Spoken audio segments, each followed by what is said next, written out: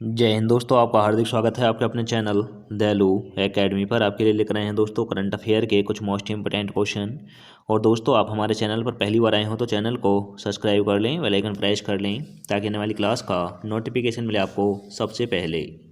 और दोस्तों, क्लास अच्छी लगे तो अपने दोस्तों में ज़रूर शेयर करें। और इससे पहले ही क्लास आपने ना देखी हो तो हमारी प्लेलिस्ट से जाकर इससे पहले ही क्लास देख सकते हैं। और दोस्तों, हमारे चैनल पर आपको सुबह 6 बजे डेली करंट अफेयर के टॉप 15 क्वेश्चन मिल जाया करेंगे। तो दोस्तों, हमारे चैनल को सब्सक्राइब कर लें। चलते हैं दोस्तों आज की क्लास के पहले प्रश्न की तरफ। जैसे कि आज की क्लास का पहला प्रश्न है, आरबीआई के अनुसार वित्तीय वर्ष 2024-25 के लिए अनुमानित उपभोक्ता मूल्य सूचकांक मुद्रास्फीति क्या है। तो दोस्तों, यह है भारत की जीडीपी जो रखी जाएगी दोस्तों आरबीआई के अनुसार। तो दोस्तों, आरबीआई के अनुसार जो मानी गई है वह मानी गई है 4.5%। 4.5% मानी गई है। तो दोस्तों, इसका राइट आंसर हो जाता है option number A. Option number A is right answer. अब चलते हैं अगले प्रश्न की तरफ। जैसे कि अगला प्रश्न है, गुजरात के किस जिले में 5200 वर्ष पुरानी हड़प्पा बस्ती का पता चला है। तो दोस्तों, गुजरात के एक राज्य में 5200 वर्ष पुरानी हड़प्पा बस्ती का पता गुजरात में चला है। तो दोस्तों, गुजरात के किस ज़िले में पता चला है इसका। तो दोस्तों, यह चला है कच्छ ज़िले में। कच्छ ज़िले में एक हड़प्पा कालीन एक सभ्यता से जुड़ी एक बस्ती मिली है। तो दोस्तों, इसका राइट आंसर हो जाता है option number B. Option number B is right answer. और दोस्तों, हमारे देश में जो सबसे बड़ा ज़िला है वह कच्छ है, यह भी याद रखना। और यह गुजरात राज्य में पड़ता है। तो दोस्तों, गुजरात का जिक्र हुआ है। गुजरात की राजधानी गांधीनगर है। गुजरात के मुख्यमंत्री भूपेंद्र पटेल हैं। आचार्य देवव्रत गुजरात के मुख्य राज्यपाल हैं। और दोस्तों, जो सबसे लंबी तटरेखा जो बनाता है समुद्र के साथ वह भी गुजरात बनाता है, यह भी याद रखें। अब चलते हैं अगले प्रश्न की तरफ। जैसे कि अगला प्रश्न है, सन्नति बौद्ध स्थल किस राज्य में स्थित है। तो दोस्तों, सन्नति बौद्ध स्थल जो है यह किस राज्य में है। तो दोस्तों, यह है कर्नाटक राज्य में। कर्नाटक राज्य में है। तो दोस्तों, इसका राइट आंसर हो जाएगा option number A. Option number A is right answer. Sannati बौद्ध स्थल कर्नाटक राज्य में है। तो दोस्तों, इसका राइट आंसर हो जाता है ऑप्शन नंबर ए। जिक्र हुआ है दोस्तों कर्नाटक का। तो दोस्तों, कर्नाटक की राजधानी बेंगलोर है। बसवराज बोम्मई यहाँ के मुख्यमंत्री हैं। थावरचंद गहलोत राज्यपाल हैं। जिक्र हुआ है महाराष्ट्र का। महाराष्ट्र की राजधानी मुंबई है। महाराष्ट्र के मुख्यमंत्री एकनाथ शिंदे हैं। महाराष्ट्र के राज्यपाल भगत सिंह कोश्यारी हैं। जिक्र हुआ है तमिलनाडु का। तो दोस्तों, तमिलनाडु की राजधानी चेन्नई है। के स्टालिन तमिलनाडु के मुख्यमंत्री हैं। RN रवि तमिलनाडु के राज्यपाल हैं। जिक्र हुआ है केरल का। केरल की राजधानी त्रिवेंद्रपुरम है। पिनरई विजयन यहाँ के मुख्यमंत्री हैं और केरल के राज्यपाल हैं आरिफ खान। तो दोस्तों, यह जानकारी आप ज़रूर नोट कर लेना। अब चलते हैं अगले प्रश्न की तरफ। जैसे कि अगला प्रश्न है, वर्चुअल ATM सुविधा शुरू करने के लिए किस कंपनी ने GSK बैंक के साथ सहयोग किया है। तो दोस्तों, वर्चुअल ATM सुविधा शुरू करने के लिए GSK बैंक के साथ किसने सहयोग किया है। तो दोस्तों, यह क्या है पेमेंट्स इंडिया ने किया है। तो दोस्तों, इसका राइट आंसर हो जाएगा option number C. Option number C is right answer.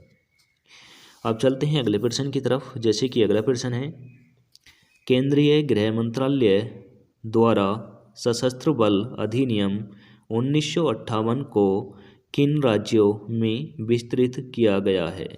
तो दोस्तों, केंद्रीय गृह मंत्रालय द्वारा सशस्त्र बल अधिनियम 1958 लागू किया गया है। और यह दोस्तों किन राज्यों में लागू किया गया है। तो दोस्तों, यह किया गया है नागालैंड और अरुणाचल प्रदेश में। नागालैंड और अरुणाचल प्रदेश में केंद्रीय गृह मंत्री द्वारा गृह मंत्रालय द्वारा सशस्त्र बल का एक अधिनियम था जो दोस्तों 1958 में बनाया गया था, और 1958 के अधिनियम को 2024 में लागू किया गया है, और यह किया गया है अरुणाचल प्रदेश और नागालैंड में। तो दोस्तों इसका राइट आंसर हो जाता है option number B. Option number B is right answer. अब जिक्र हुआ है नागालैंड का, तो दोस्तों नागालैंड की राजधानी कोहिमा है। नेफ्यू रियो नागालैंड के मुख्यमंत्री हैं। जगदीश मुखी नागालैंड के राज्यपाल हैं। जिक्र हुआ है अरुणाचल प्रदेश का। अरुणाचल प्रदेश की राजधानी ईटानगर है। पेमा खंडू अरुणाचल प्रदेश के मुख्यमंत्री हैं। BD मिश्रा अरुणाचल प्रदेश के राज्यपाल हैं। अब चलते हैं अगले प्रश्न की तरफ। जैसे कि अगला प्रश्न है, हर वर्ष विकास और शांति के लिए अंतर्राष्ट्रीय खेल दिवस के रूप में किस तिथि को मनाया जाता है? तो दोस्तों अंतर्राष्ट्रीय खेल दिवस के रूप में किस तारीख को मनाया जाता है? तो दोस्तों यह मनाया जाता है 6 अप्रैल को। 6 अप्रैल को अंतर्राष्ट्रीय खेल दिवस के रूप में मनाया जाता है। तो दोस्तों इसका राइट आंसर हो जाता है option number A. Option number A is right answer. और दोस्तों हमारे देश में खेल दिवस जो मनाया जाता है वह 29 सितंबर को मनाया जाता है। यह मनाया जाता है दोस्तों मेजर ध्यानचंद जो थे हॉकी के जादूगर कहे जाते थे, उनकी जन्मतिथि को भारत के खेल दिवस के रूप में मनाया जाता है, क्योंकि दोस्तों उन्होंने हमारे देश को 4 गोल्ड मेडल हॉकी में दिलाए थे। तो दोस्तों वो उनके उपलक्ष्य में मनाया जाता है। और दोस्तों पहले राजीव खेल रत्न पुरस्कार जो था, अब उसका नाम मेजर ध्यानचंद खेल रत्न पुरस्कार कर दिया गया है। और दोस्तों यह सात्विक और चिराग की जोड़ी को दिया गया है, यह भी याद रखें। अब चलते हैं अगले प्रश्न की तरफ। जैसे कि अगला प्रश्न है, पेरिस ओलंपिक में जूरी सदस्य के रूप में सेवा देने वाली पहली भारतीय महिला कौन बनी है? तो दोस्तों पेरिस ओलंपिक में जूरी सदस्य के रूप में सेवा देने वाली पहली भारतीय कौन बनी है? तो दोस्तों यह बनी है बिलिक्स मीर बनी है। तो दोस्तों इसका राइट आंसर हो जाएगा option number D. Option number D is right answer.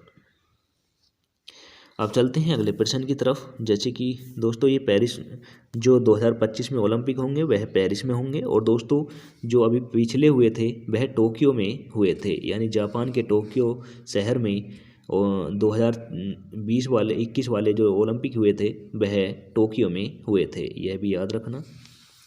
अब चलते हैं अगले प्रश्न की तरफ। जैसे कि अगला प्रश्न है, राष्ट्रीय हस्त निर्मित दिवस प्रतिवर्ष किस तिथि को मनाया जाता है?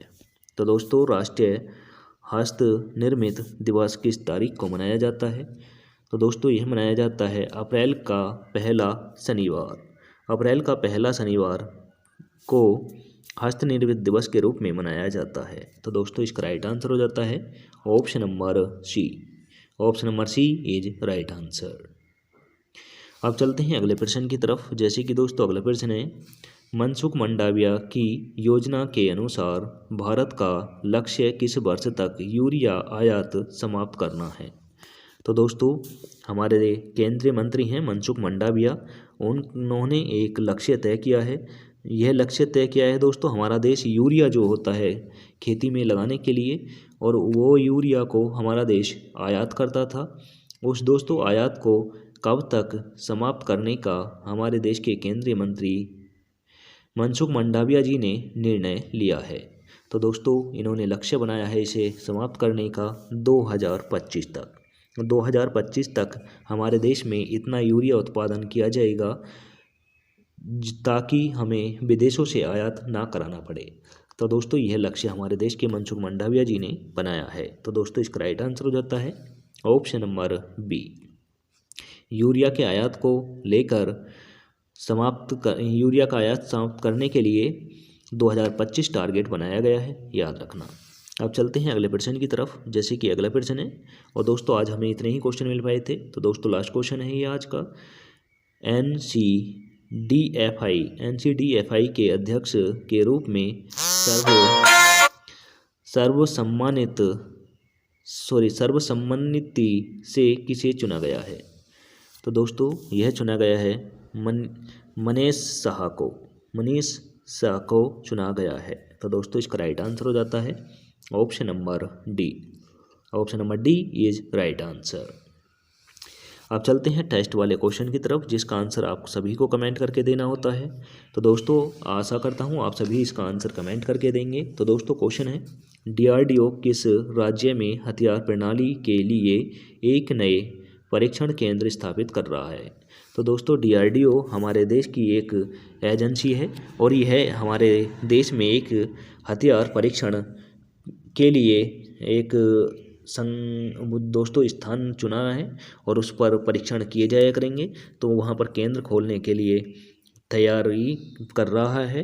तो दोस्तों यह किस राज्य में कर रहा है यह आपको कमेंट करके बताना है। तो दोस्तों ऑप्शन नंबर ए में दे रखा है उड़ीसा, ऑप्शन नंबर बी में दे रखा है पश्चिमी बंगाल, ऑप्शन नंबर सी में दे रखा है तमिलनाडु, ऑप्शन नंबर डी में दे रखा है महाराष्ट्र।